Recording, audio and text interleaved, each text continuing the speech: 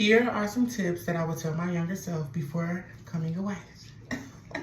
Tip number one, I would literally tell myself, I literally would say, get right with God and ask Him to remove any childhood love trauma, any childhood trauma that will hinder you from seeing your full potential and hinder you from actually being loved properly.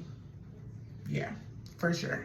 Tip number two, I would say to have equally yoked relationships, whether that is friendships as well as love ships, because if you're not equally yoked, it's not gonna work. So don't even waste your time or energy on it. Yeah.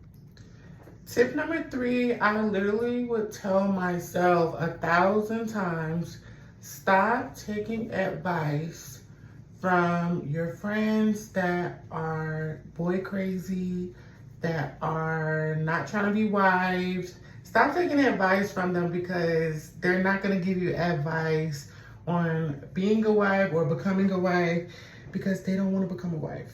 They're not trying to become a wife. They don't see that. So stop taking advice from them.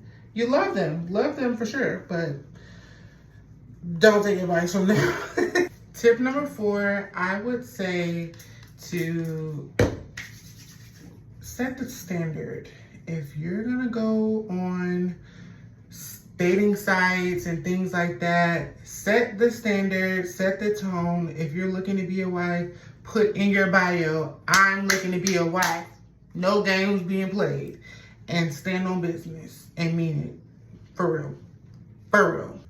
Tip number five, I would definitely tell myself to know my worth before I try to date someone else, because men just think that you're a playground and they will take advantage of you each and every time, and you'll just be sitting there with the puppy dog look on your face wondering what happened when the whole time it was red flags after red flags after red flags, but you didn't know your worth enough to catch the red flags. So yeah, definitely I would tell myself that.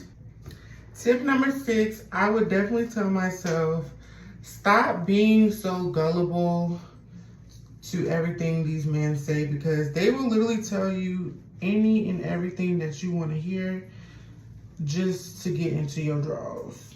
And yeah, I will literally tell myself that so many times. Tip number seven, I would tell myself, stop looking for your husband, because in the Bible it says he who finds a wife finds a good thing. Not she who finds a husband finds a good thing. It says he gonna find you. God already got him prepared for you. God already got him picked out. So just focus on you, like focus on your craft, focus on, going to get what you deserve in this life. Don't worry about a man, because a man, he's gonna come. He's going to come. Any other man outside of the God-sent man is a distraction. So don't waste your time. Please, don't. Tip number eight, I would tell myself to know the difference between the counterfeit husband and the real thing. Two different people. Tip number nine, if you have been with a person for a year, 6 months or more, and he has not mentioned the word marriage, stop wasting your time getting deeper and deeper in love with a person that is not going to end up marrying you. Period. A man knows from day one. From day one, he's going to know if you're his wife, if you're someone that he's worth, like, cutting himself off from the streets. Like, he's going to know from day one. From day one. So cut it off. Tip number 10, date someone that you are compatible with. Like, I'm a Libra, so I don't get along with all signs. Pretty much, yeah. Don't do it to yourself. Stop wasting your time on signs that aren't outgoing and signs that just want to stay in the house and do nothing, because that's not you. Like, stop Stop wasting your life. You want to have fun. You want to do fun things. You want to go out and be shown off. Find a person with the sign that is just as outgoing as you, that's just as people friendly as you. You don't want to be the friendly one and your husband looking stank or your boyfriend looking stank. It's just not it. Like, it's so embarrassing. Like, oh my gosh. Don't, just let it go. Tip number 11.